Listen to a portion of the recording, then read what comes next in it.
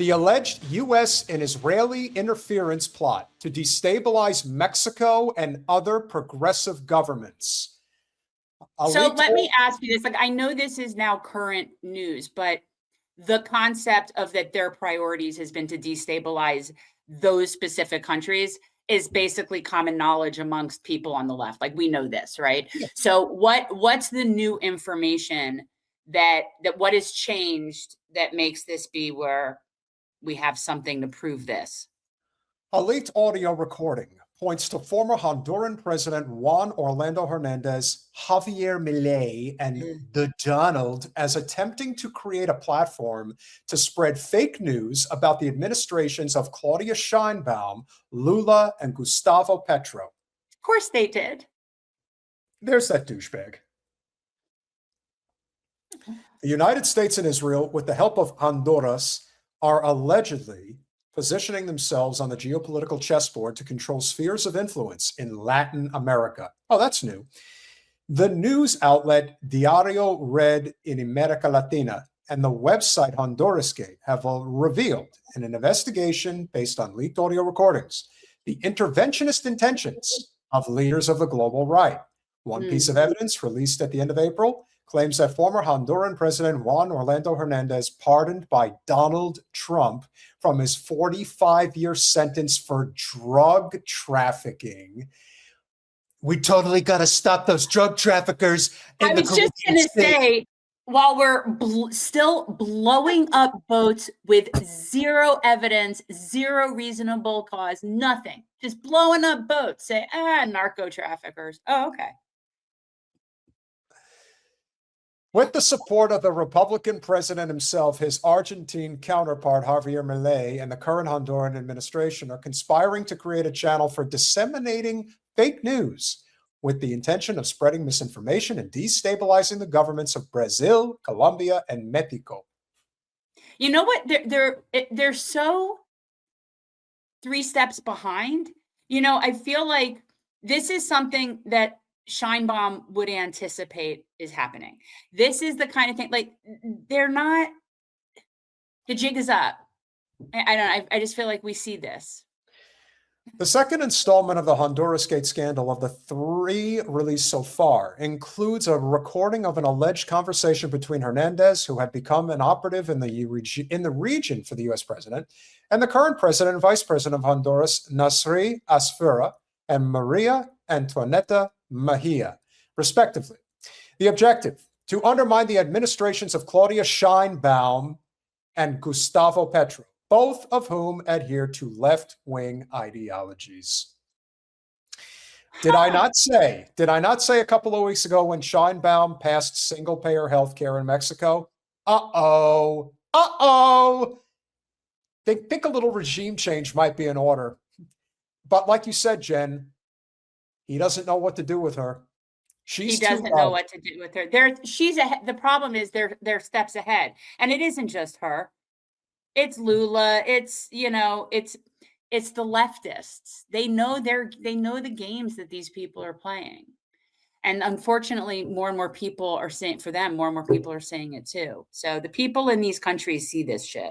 Games people play in the middle of the night, as the song goes. In the conversation between Hernandez and Asfura, the former president tells the Honduran leader that he needs $150,000 to rent an apartment in the United States, where he plans to set up an office for a digital journalism unit. This unit will publish information about Manuel Zelaya, who accused Trump of protecting the plunderer of the state, referring to Hernandez's pardon last November, and about Xiomara Castro, who served as president until handing power to Asfura. Someone else here from the U.S. president's team will handle it for me. Well, he's one of the Republicans who are helping us. They're going to set up a new site for us.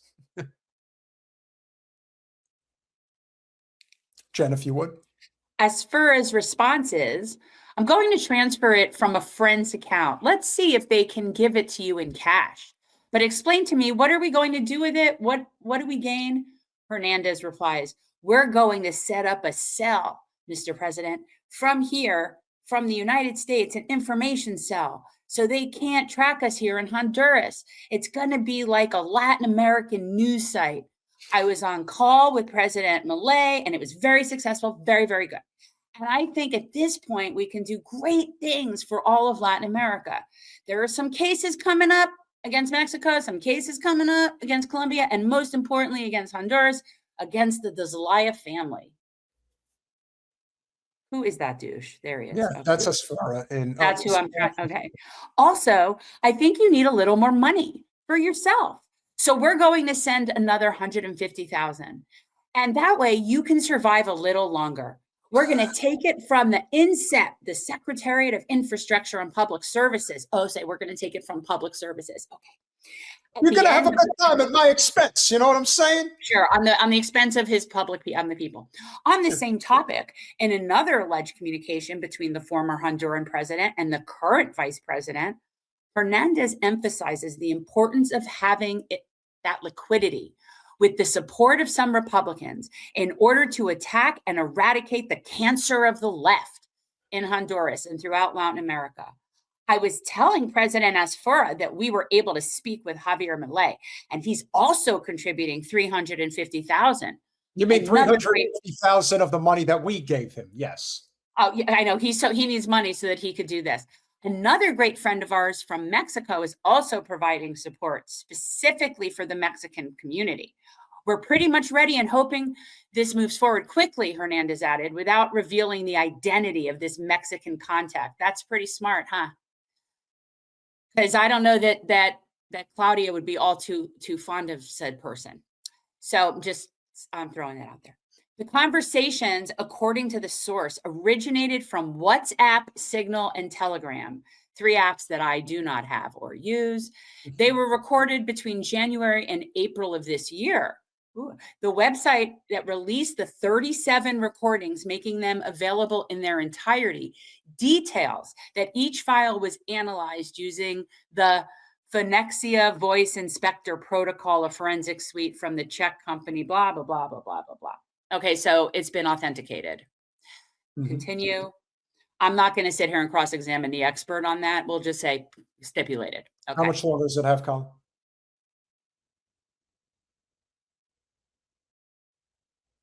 That's it? Okay. Well, no. Okay. Let's get to Netanyahu's intervention.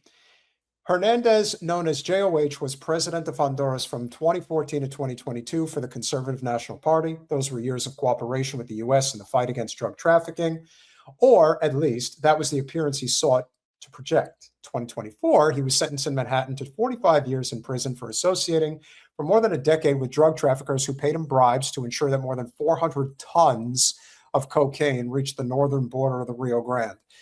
And we appreciate him for it. We appreciate him for it. Thank you. Good for industry. Good for all. But the hypocrisy of the drug situation is suffocating. Just legalizing. It's suffocating. 3 years earlier, his brother Juan Antonio Hernandez had been sentenced to life imprisonment for the same crimes. The New York District Attorney's Office had accused JOH of receiving $1 million from Mexican drug lord Joaquin El Chapo Guzman. Sounds right. He's a good liberal. According to the same leaks for Hondurasgate, Trump's pardon of JOH days before the election in Honduras was not a gesture of clemency, but rather the initial payment in a larger agreement. In one of the recordings, Hernandez explains it directly, though without revealing his interlocutor. The pardon money didn't even come from you. It came from a group of rabbis and people who supported Israel. Yep. In another audio recording, he says that Israeli Prime Minister Netanyahu Milikowski had everything to do with his release and the negotiations that made it possible. This alleged leak comes at the time when diplomatic relations between Mexico and the U.S. are at their most strained due to D.C.'s indictment and extradition request against Ruben Rocha Moya, the governor of Sinaloa, and 9 other officials for alleged ties to drug trafficking. This further exacerbated by Trump's repeated threats to intervene in Mexico against organized crime, something he reiterated this Wednesday. Oh boy. Trump's relationship with Petro has also been less than cordial. despite smoothing things over in his Colombian counterpart's visit to D.C. in February, but not before Petro had his visa revoked and was called a narco by the Republican. Pressure remains on both the U.S. and Mexico to implement tougher and more effective policies against drug trafficking. I got an idea. Why don't you just legalize narcotics and have them government regulated, I guess? You're asking me this? But you see, if you did that, then you would allow smaller entrepreneurs the opportunity to make money. You see, you can't monopolize it when you allow more people in. See, that's not good for business. Here's also what's not good. The fact that they're still playing the drug card is so silly. Who believes that? That's what I want to know. Who believes that our country's interest is to shoot narco terrorists out of the water? Who believes that shit? Just as you said, he's the most honest liar you'll ever see. He'll say one thing and then I just want to know who those people are who believe it. Yeah. Well, but the people that believe that need to be sterilized. Like I'm thinking, you know, this is one of those Darwinism situations. I mean, who believes that our government cares about drugs being brought into this country? If they can't make money off of it, then they care. Credit to our friend of the show, Zach Faust. He brought it all together. Here is a very good clip that you'll enjoy. To not enjoy what I'm about to say. Last video, we discussed the connections between Prospera and Honduras, Freedom Cities and Trump, and Greenland, who the original idea came from, though, was Ron Lauder. The original idea for Trump to go into Greenland was from this guy named Ron Lauder. Ron Lauder is the World Jewish Congress president. Peter Thiel, Elon Musk, David Sachs, Ken Howry, all members of the PayPal Mafia, and Ken Howry, if you don't know his name, was recently confirmed for his position as the ambassador for America to Denmark. And Denmark owns Greenland. Back to Ron Lauder. We figured out something about this guy we didn't know prior. See, we understand that Pronomos Capital is funding Prospera over in Honduras, a ZEED, where people can go and have 1% business tax, no FDA compliance, and they're trying to do this thing called make death optional, whatever the heck that means.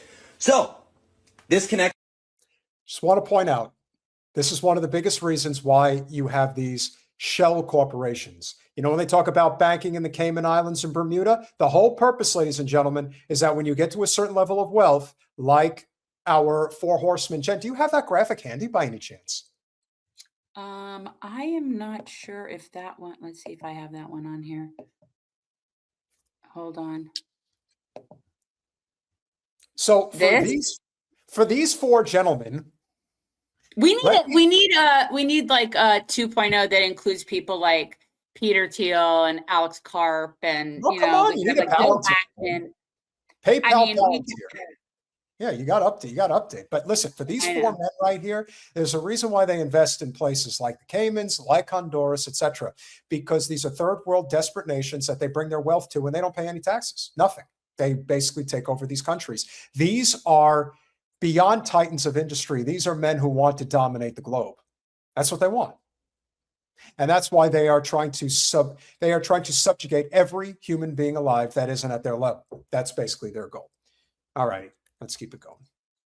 Back to Coinbase Ventures, BlackRock, but there was one person in this that we left out, and that's the Mega Group. The Mega Group was formed by a guy named Les Wexner. Les Wexner had a group of about 30 to 40 prominent Jewish billionaires to include Ron Lauder in it. Ron Lauder is the guy who gave Trump the idea to go to Greenland, and Ron Lauder also invested in the Greenland Water Bank as of this November, shortly before we go ahead and also pardon Juan Orlando Hernandez in December, who gave them the framework to create Prospera. Juan Orlando Hernandez, former president of Honduras, helped form Prospera LLC, this freedom city. But this is where it gets interesting, because Les Wexner, owner of Victoria's Secret, is also riddled in the Epstein files. Specifically, Epstein ran Wexner's finances, and Wexner gifted Epstein his New York home for $1.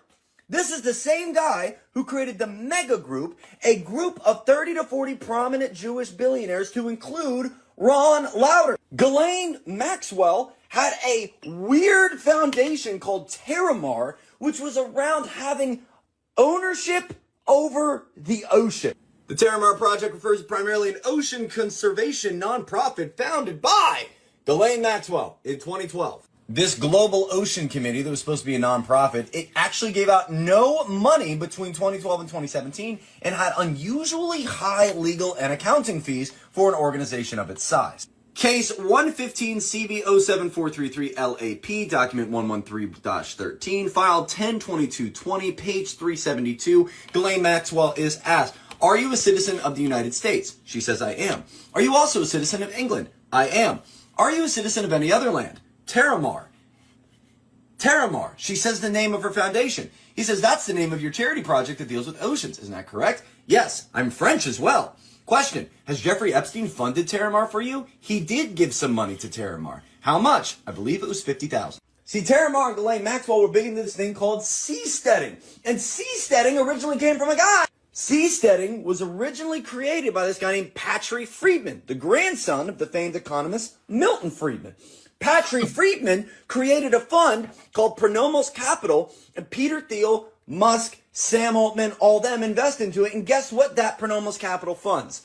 Pronomos Capital funds Prospera. So Prospera and these freedom cities are a version of seasteading, the ability to create a new town, a new city, a new area that does not adhere to national law. They have their own automated governance. But here's the deal. Ron Lauder, member of the mega group formed by Les Wexner, went and said to Trump, yo, we need Greenland. Trump announces Freedom Cities, March 2023. We announced we need Greenland, December 2025. And guess what's happening to the Freedom City in Prospera? They're getting sued. April 21st, 2022, the ZEED, which is the zoning that's needed for a place like Prospera to have all of these types of rules, was deemed illegal. And so Prospera sued for $10.8 billion, and the case is still ongoing. So the Prospera project is struggling. Meanwhile, this guy says, yo, let's go after Greenland, and starts investing in Greenland. He also just so happened to start investing in Greenland mere weeks after Ken Howery, PayPal Mafia member, is confirmed for his position as the ambassador to Denmark, and Denmark owns Greenland. I mean, I have to say, it's this is like watching A Beautiful Mind. That's how I feel like this is But here's the thing. When somebody like Trump says we're totally going to take over Greenland, do you think he thought of that himself? Or do you think that there was... Of course not. I don't think he thinks of anything himself. No, but he has no idea why either. He doesn't understand any of this. It's really great. Greenland's great. Again, this is the whole thing. This is why we're heading for revolution. There is no other way. We're in it. Yeah, we're in it.